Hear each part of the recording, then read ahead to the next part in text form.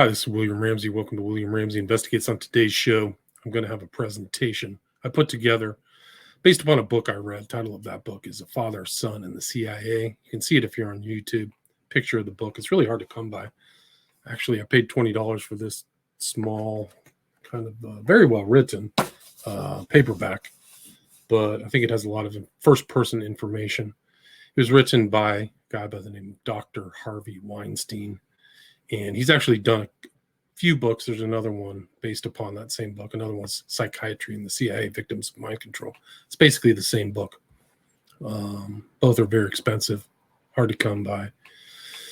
You can see them here on Amazon. I'm going to play some information. It's a documentary titled Eminent Monsters that goes in detail about Ewan Cameron. I'm going to play that in a little minute, about 12 minutes of a 90-minute documentary, which I recommend people watch, and I'll put a link to the show. I think it's on Amazon Prime. And just to read this in, kind of the general blurb for the book, Father, Son, and CIA, kind of a book I kind of blew the dust off, is a son's story of his father's illness, treatment, and resultant destruction by the psychic driving experiments of Dr. Ewan Cameron at Montreal's Allen Memorial Institute in the 1950s. The effect of the father's illness on the family is recounted, as is the son's gradual realization, only when he is himself about to become a psychiatrist, that something abnormal must have taken place during those long hospitalizations. Weinstein tells other patient stories in some detail as he recounts the legal fight for compensation awarded finally in October 1988. And one of the reasons why this story is very important is because other victims have come forward. So this book details 9 victims that were suing. There was over 100 people they know who went through these experiments, these behavior modification experiments. They're called torture. It involved torture, but I think there's a very important distinction in that they were trying to get results. So it wasn't just pure torture on these people. Obviously, they didn't have informed consent. A lot of those people went in with psychological problems that could have been helped some other way. Instead, they got isolation and really got electroshock therapy, very brutal electroshock therapy. Like Dr. Harvey Weinstein's dad got brutal electroshock therapy. He really wasn't the same. And some people were turned into like vegetables, really brutal. And another book that you can read, kind of with a good overview about this, is by Alfred McCoy. And some people that name may be familiar. And you'll see him in this documentary when I play it. He also wrote The Politics of Heroin, Southeast Asia. Full title of The Politics of Heroin is, let's see if I can find it here. But that book is kind of well known about the CIA Politics of Heroin in Southeast Asia. Yeah.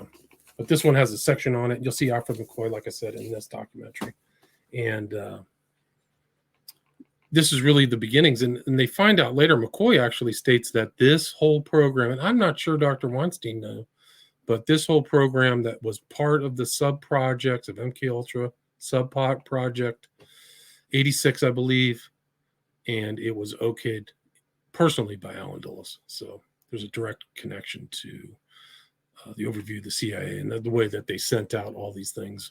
But it's a mistake to kind of view the whole story of Ewan Cameron as if he's alone, because there was another guy, his boss was Heb was his name, and there were other doctors as well, and other people that Ewan Cameron influenced as well. So it's kind of more of a network, and I think people focusing on just on Ewan Cameron, especially with the other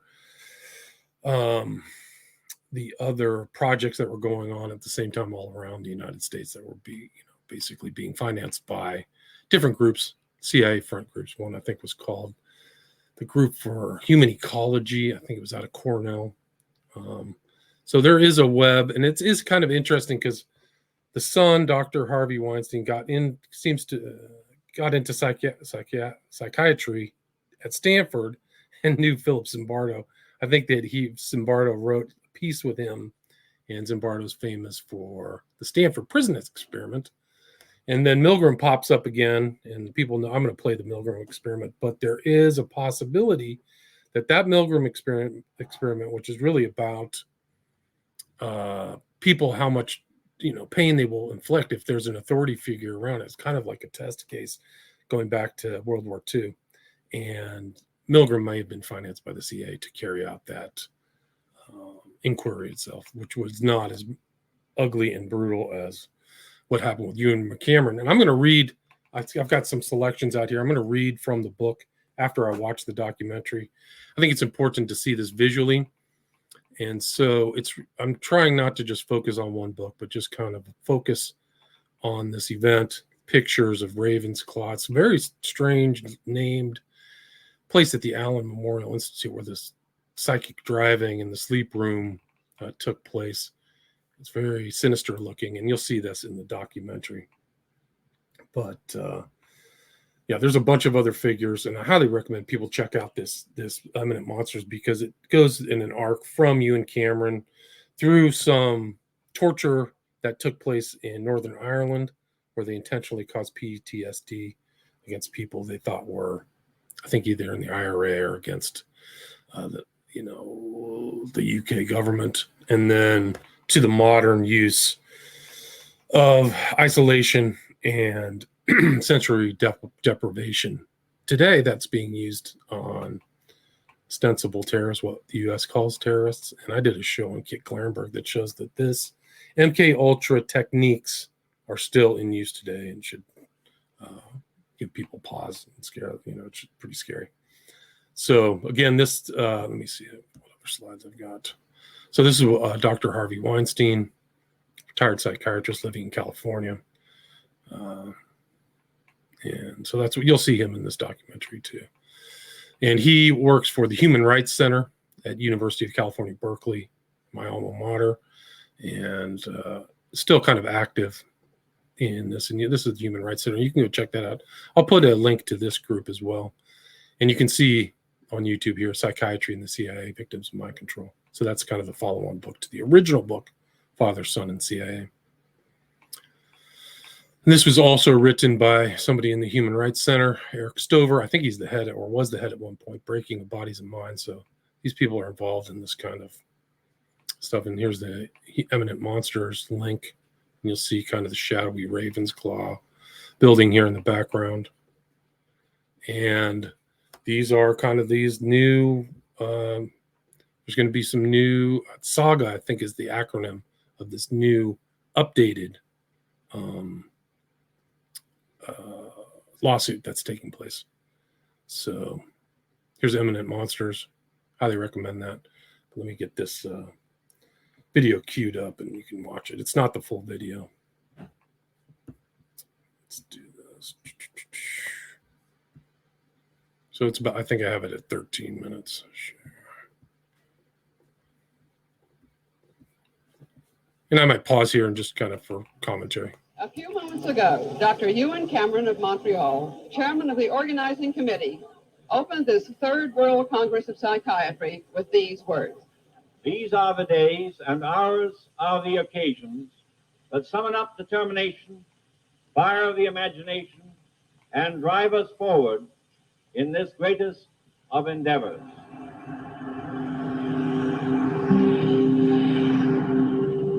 I went to go see the Allen Memorial Institute, where my father spent on and off 4 tragic years.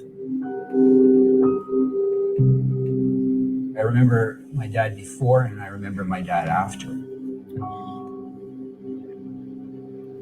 He breaks his book down into 3 sections. His father's kind of decline. Family had no idea what was going on. It wasn't until, and Weinstein shows, it wasn't until he read John Mark's book that he made a connection and then started doing the research. And then the third part of the book is the lawsuit that they successfully settled.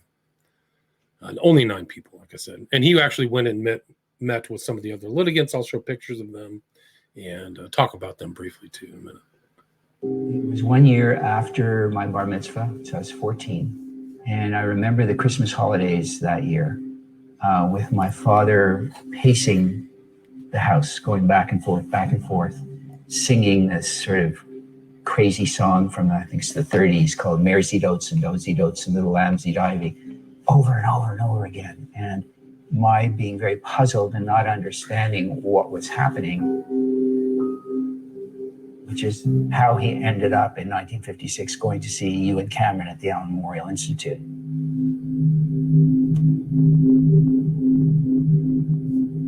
Infamous stables. Yeah, so that they call that Raven's Claw, but that's where a lot of the sleep experiments took place. And I'll show some pictures of it. But like I said, Cameron worked on a guy by the name of HEBB.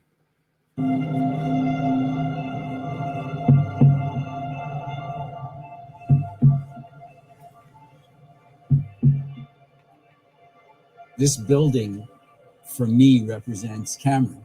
So I'm face to face right now with my nemesis. I get this very strange feeling in the pit of my stomach. Inside were all these terrible things happening. And here I am in my 7th decade, and it's like it all happened yesterday.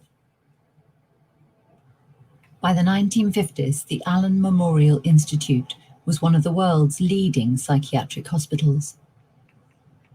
Its director, Dr. Ewan Cameron, was the president of the American, Canadian, and World Psychiatric Associations.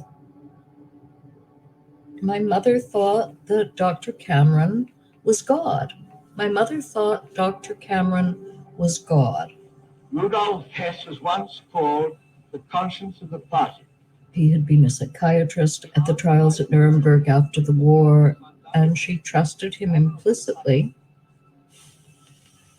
In 1945, the US intelligence agencies had asked Dr. Cameron to examine Hitler's former deputy, Rudolf Hess, at the Nuremberg war crimes trial.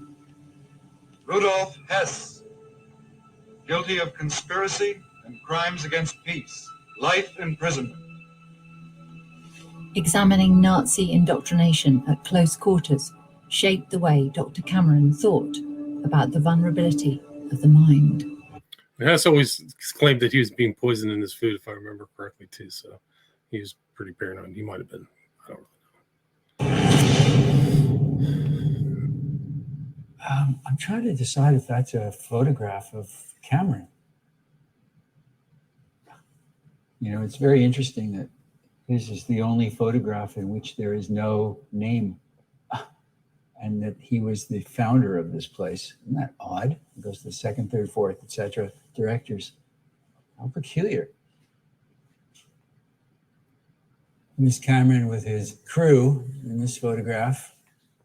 Somehow do no harm got forgotten. Pretty upsetting being in here, actually. Yeah, there's a lot of issues with the Hippocratic Oath, consent, informed consent. None of these people really would have consented to anything they went through there. But like I said, it's worse than torture. Something else, there was an aim for the torture, which was behavior modification. And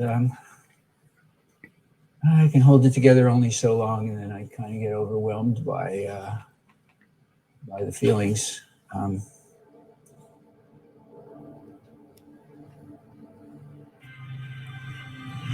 Where is Cameron's office? It's here.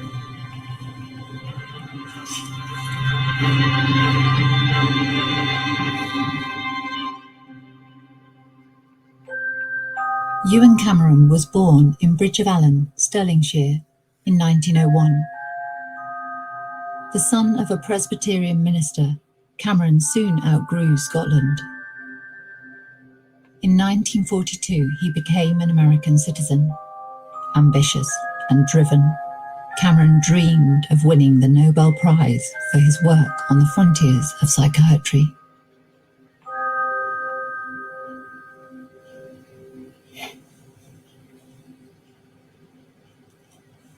So we have just come into the original office of Ewan Cameron. On the wall, there's an article from the Montreal Star about the donation of the mansion for the development of this program. As we look at the window, we can see the stables. The stables is where the sleep rooms were, where the psychic driving experiments took place. We were very afraid of the sleep room. People in there were like babies. They cried and they were very disoriented. We used to walk very carefully against the side of the corridor that was opposite the sleep room with our backs to the wall when we go by.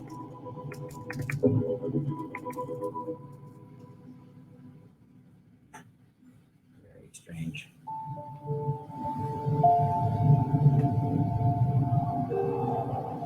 I think it's very easy for people to say that this is the story of one patient. To see this only and simply as a horrendous experience that happened in Montreal in the 1950s is to really miss the big picture. There they are, citizens of Montreal, going about their business efficiently and politely. Appearances are misleading.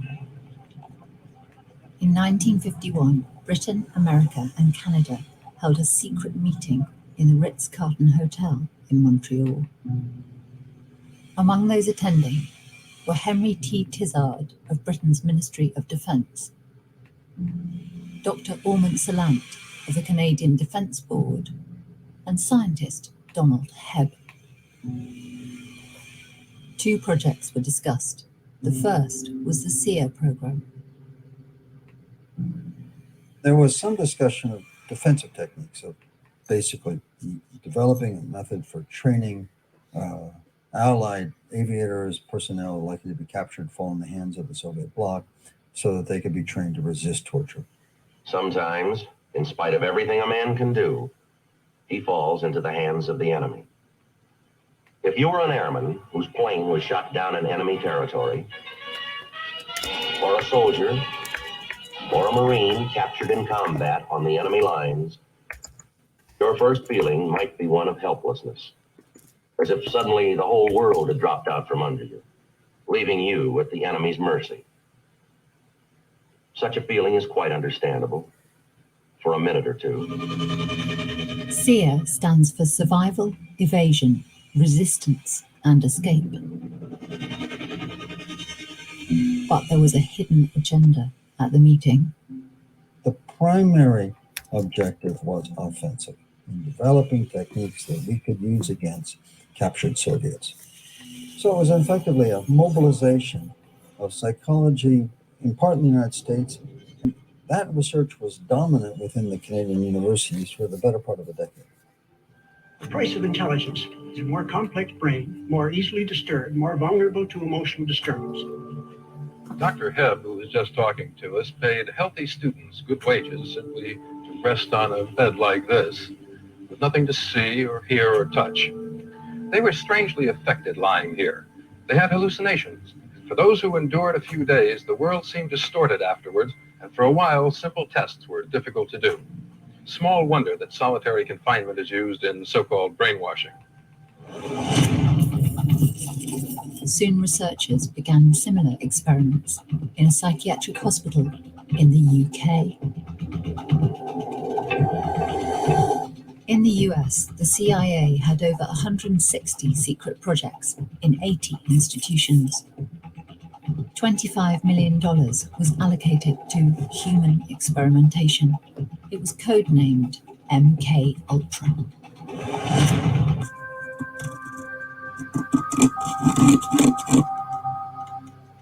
What came back was a somnolent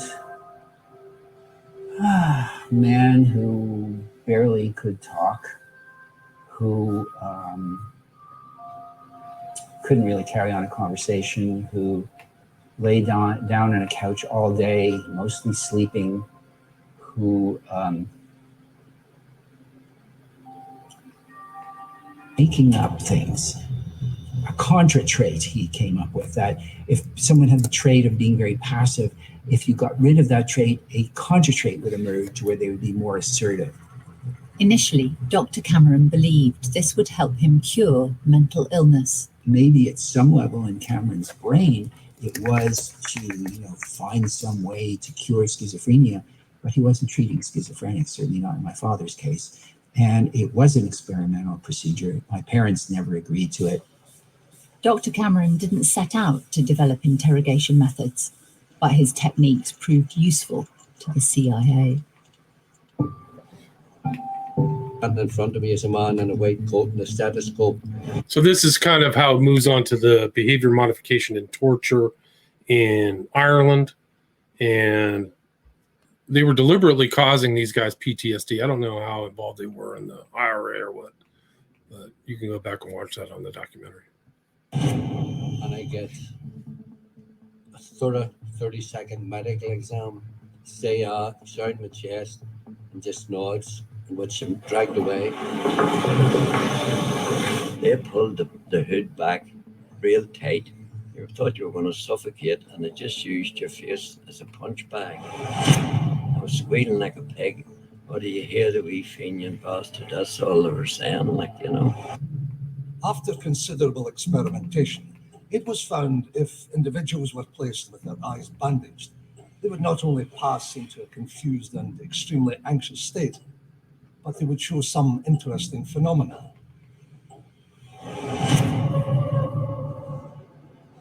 In addition to the mental disturbance produced by the sensory deprivation and sleep deprivation, you're adding in pain, which is going to increase stress yet again, which will then lead to these strange mental experiences occurring. Some strange things were happening. Mail was arriving at our house open. There were all these strange clicks on the telephone. Weird, because it sounds like, somebody's tapping a phone, or, this is intimidating. Do you think this is realistic? And they said, could be, could not be. They can do all this stuff without you even knowing about it, so could be. And then a couple of very strange events occurred. I had been to dinner with my wife, and all of a sudden, someone is motioning to me to move over. I get out of the car to see flames coming from under the car, and the whole car was totaled. Okay, I could say that's just coincidence. That's really odd, right? Then about 2 weeks after that, I'm driving to pick up my kids from a school dance. Clear night, clear road. From behind me comes a car with no headlights on, slams into me, pushes me off the road, and disappears. It's something that I really haven't spoken about, and nothing like this, of course, ever happened again. But it does raise interesting questions.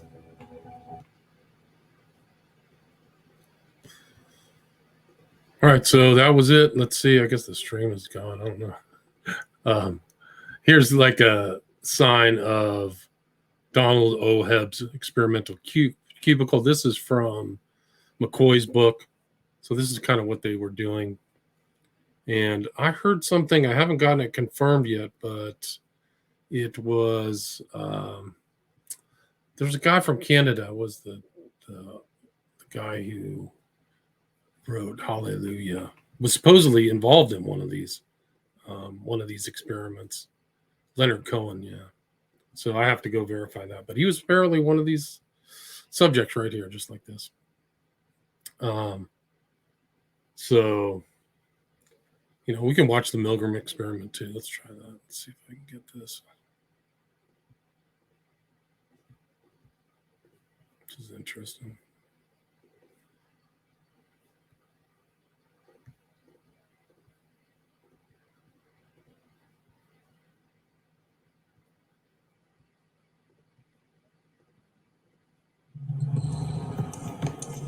A decade earlier, psychologist Stanley Milgram had also looked at how we respond to authority. In order to understand how people were induced to obey unjust regimes and participate in atrocities such as the Holocaust, he set up an experiment. Volunteers were told they were taking part in scientific research to improve memory. Would you open those and tell me which of you is which, please? Teacher. Where? Separated by a screen, the teacher would ask the learner questions in a word game and administer an electric shock when the answer was incorrect. He was told to increase the voltage with each wrong answer.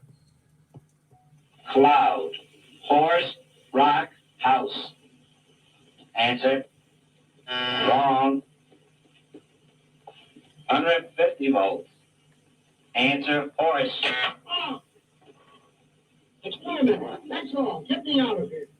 Get me out of here, please. Continue, please. Go right ahead. You're refused to go on. Let me out.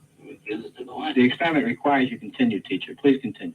Participants didn't know that the learner was really an actor and the so-called shocks harmless. You're going to get a shock. 180 volts. I can't stand the pain. Let me out of here. Stand it. I'm not going to kill that man, eh? I mean, who's going to take the responsibility if anything happens to that gentleman? I'm responsible for anything that happens here. Continue, please. All right, next one. Slow. Walk, dance, truck, music. 2/3 of volunteers were prepared to administer a potentially fatal electric shock when encouraged to do so by what they perceived as a legitimate authority figure. In this case, a man in a white coat. 375 volts. I think something's happened to that fellow in there. I don't get no answer. He was hollering for less voltage. Can't you check in and see if he's all right, please? Milgram's findings horrified America. They showed that decent American citizens were as capable of committing acts against their conscience as the Germans had been under the Nazis. So that's the Milgram experiment. And then this is the old lawsuit involved Dr. Harvey Weinstein. This is the new one, Saga, SAAGA. And I'll put the link to this too. But they have a team. It's class action. I mentioned Heb. I don't know how to pronounce that. Heb. So there's more than Cameron. So Dmitry Pitnicki, Heinz Lehman, Peter Roper, Alan Mann. So kind of a disturbing story. I'm going to read from a little bit of Father, Son, and CIA. And then if you guys have any questions or anything, we can do that. There's also something called the Cooper Report that came out that my understanding it's a complete whitewash of what happened. It's government-sponsored report, and you can find a copy of the Cooper Report. He's a lawyer, covered everything, but I haven't read through that yet. I intend to at some point.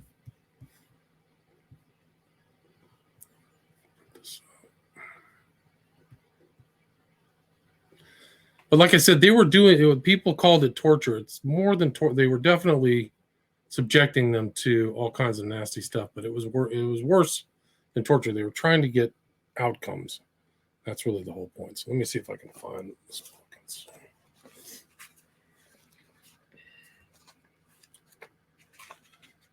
So this again is Father, Son, and CIA.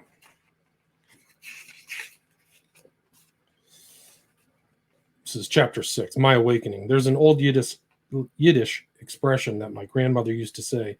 It translates roughly as follows: you should only grow like an onion with your head in the ground. When I first read The Search for the Manchurian Candidate, John Marx's expose of the CIA mind control experiments, I felt as though my head had been buried for a very long time. I had wasted years diagnosing my father with a variety of psychotic labels. I had blamed myself. I had perused the psychiatric literature in a lame search for answers that could not be found. I had read a couple of Cameron's articles, but their significance had not penetrated my thinking. Perhaps I never wanted to lift my head out of the mud. Maybe I was afraid of the truth would prove to be even more painful than the memories. In the spring of 1979, shortly after my discovery of the CIA funding of Ewan Cameron's work, I wrote John Marks a letter asking how I could learn more about the subject, and more specifically about my father's involvement in the program. In his reply, he expressed his sadness over what had happened to my father, and also raised an issue which I had never considered. Quote, I think that you are much more likely to get some satisfaction by a direct suit against the government. Indeed, I know 2 lawyers who have expressed interest in representing clients in such a suit, and I have referred 2 other patients of Cameron to one of them. I'm taking the liberty of sending your letter to the lawyers. The thought of a lawsuit was totally foreign to me. It was also clear that my father felt so much shame and guilt about the experience that a lawsuit would potentially be quite debilitating. Still, I had recently learned that my mother had sold some pieces of hide in China so that they could have extra cash, and that the sterling silver was going to be next. While I felt that no amount of money could compensate for wasted years, I began to think how wonderful it would be if the last years of my parents' lives could be free of monetary pressures. Even more important to me, however, was the hope that my father would be vindicated, that he could lose the sense of shame. No longer would he have to feel that he was guilty of some wrongdoing. As for me, I am not by nature a litigious person, The thought of lawyers in courtrooms made me very hesitant to consider a lawsuit. I fretted and procrastinated about this and kept it as usual to myself. In the late spring of 1980, I mentioned to my mother that I had read a book that revealed a link between Ewan Cameron and the CIA. When she mentioned it to my father, he responded at first with a shrug of disbelief and then became increasingly agitated. Clearly, no discussion was possible. I doubted that he even understood what the issues were. My mother was very distressed, both about the revelations and about my father's inability to deal with this news. After a particularly upsetting conversation with her, I decided that there was no point in pursuing the matter. At that point, any further discussion was cut short by the sudden death of my brother-in-law, Dan. Our lives were quickly taken up by my sister's needs, and I never really had the opportunity to discuss the revelations of the CIA involvement with my father. So it just shows that, he didn't really know what was going on.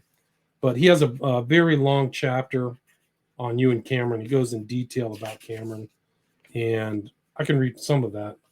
But I'm going to read some of the other victims that were in the lawsuit with him. Moving forward to page 85. By December 1982, my father had become a participant in a multiple plaintiff suit against the Central Intelligence Agency of the United States. The suit, Orlikow versus the United States of America, was filed in the United States District Court for the District of Columbia. 6 Canadians were part of the original complaint. 3 more, including my father, were to follow. The Toronto Star on August 18, 1985, profiled the plaintiffs as follows. 1. Velma Orlikow, wife of Winnipeg Member of Parliament David Orlikow. Under Cameron's supervision, her suit alleges she was given LSD 14 times during 1956 and 1957 and was forced to undergo psychic driving. At first, she was subjected to the tapes for periods of 4 hours at a time, but until she refused to continue as an outpatient in December 1963, she had been undergoing psychic driving 6 hours each day. She has suffered sporadic debilitating depression since. Jean-Charles Page, or Page. Under Cameron's supervision, Page was given a variety of drugs and given 30 straight days of psychic driving, plus 36 consecutive days of induced sleep. 3. Robert Logie. He too was given LSD, a variety of other drugs, shock treatment, and spent 23 days in induced sleep. Quote, I can't sleep at night. I haven't been able to sleep for more than 3 hours a night since they put me to sleep for those 23 days, unquote. Janine Huard. Quote, given electric shock and psychic driving. 5. Lydia Stadler. Had one of the longest stays at the Allen from 1954 to treatment as an outpatient in 1964. Her mental injuries are regarded as permanent, and Stadler is now in an institution. Mary Morrow, 6. Depatterned with massive electroconvulsive treatments. 7. Rita Zimmerman. Given 56 days of sleep treatment and 30 electroshock treatments between July 3rd and September 22nd, 1959, to the point where she was so depatterned that Cameron noted she had become, quote, incontinent of stool on occasion, unquote. 8. Florence Langlebin. Returned to the Allen August 20th, 1959, and from that date until November 6, 1959, the suit alleges she received a total of 43 days of drug-induced sleep, 15 electroconvulsive shock treatments, 32 days of negative psychic driving, and 11 days of positive psychic driving. And then 9, Louis Weinstein, Harvey's dad, a man with no life, he lost everything, unquote. So like I said, he has a very long chapter on Cameron. I can go in detail about it. I'm really kind of more interested in their outlook and what the real totality of the experiments were at that time. So it's pretty disturbing, but he was definitely into depatterning, electroshock therapy, and they were definitely testing these out on different people. Hebb was definitely involved, and I'll talk about him here. D.O. Hebb, one of the world's great psychologists, was chairman of the psychology department during these years. Hebb and his research group had a particular interest in the influence of sensory stimulation on animal development, in particular mental development and ability to learn. This interest gave rise to a series of experiments which were designed to examine how humans are dependent on their environment for the stimulation it provides, stimulation that, in turn, activates our mental processes. This led to the design of an experiment that ushered in the era of sensory deprivation research. College student volunteers were paid $20 a day to spend time in a cubicle which was partially soundproofed. They lay on a bed with their eyes covered by a translucent plastic shield, allowing light but no pattern vision. Hands were enclosed in tubes to prevent their being used for touch, sensation, Ears were covered with earphones from which there was a constant buzzing. A foam rubber U-shaped cushion cradled the head and covered the ears. The students remained in this fashion except to go to eat or go to the bathroom. Most of the students could tolerate this procedure for only 2 or 3 days. The maximum was 6. The effects on these 22 male students were startling. Boredom gave way to restlessness and an inability to concentrate. Problem solving was impaired. Visual hallucinations and disturbances of body awareness began to occur. Feelings of being detached from their bodies, or, quote, depersonalization, unquote, developed. Hebb notes, quote, the subject's very identity had begun to disintegrate, unquote. Subsequent work showed that while in this condition, students would listen to material that they would normally treat with contempt, such as information on the occult. Interesting. Interest in such oddities persisted afterward in some subjects. Further work in sensory deprivation was carried out primarily in the United States. The interest was high because of concerns about the effects of spaceflight on astronauts, because of the effects on some patients of the monotonous experience of being in a respirator, and also because of the potential use of sensory deprivation in interrogation. So that's just one of them. Let's see. There's some other experiments here. Like when they break out the curare is like a poison that's derived from either a plant or an animal in South America, where they shoot it at other animals and it puts them into a catatonic state. Like they literally put that in people. This is from page 123. The second series of experiments revolved around attempts to diminish the conduction of stimuli within the body. In this work, the experimental drug Serenil, which was PCP, was used. The effects included apathy, anxiety, disturbed body image, unreality, depersonalization, thought disorder, disorganization, hallucinations, paranoia, and catatonia. Third, in attempts to reduce further the activity of the patients, the depatterning experiments utilizing massive shock treatment were developed.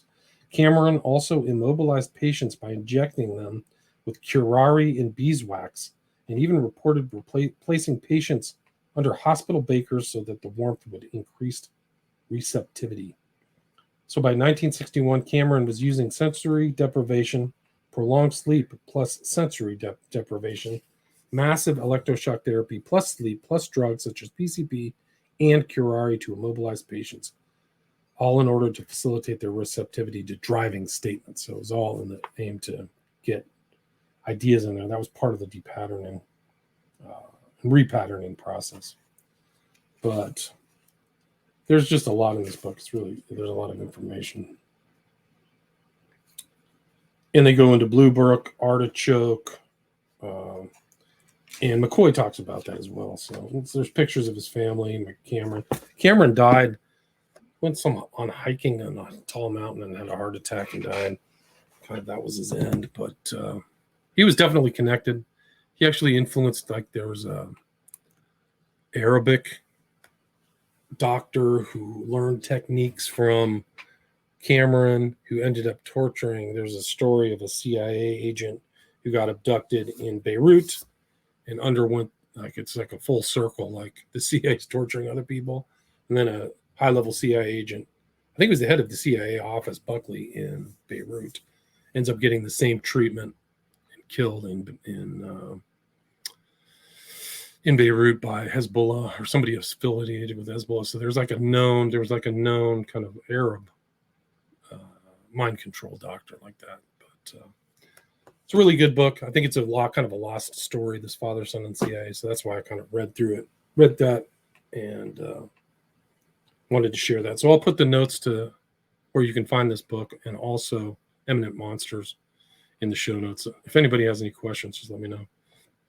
But I mean, there's not much more to say other than just go read this book by Dr. Harvey Weinstein. And then Eminent Monsters, you can tell it's a UK production, so they focus a lot on the troubles or the conflict in Northern Ireland and the use of behavioral modification there.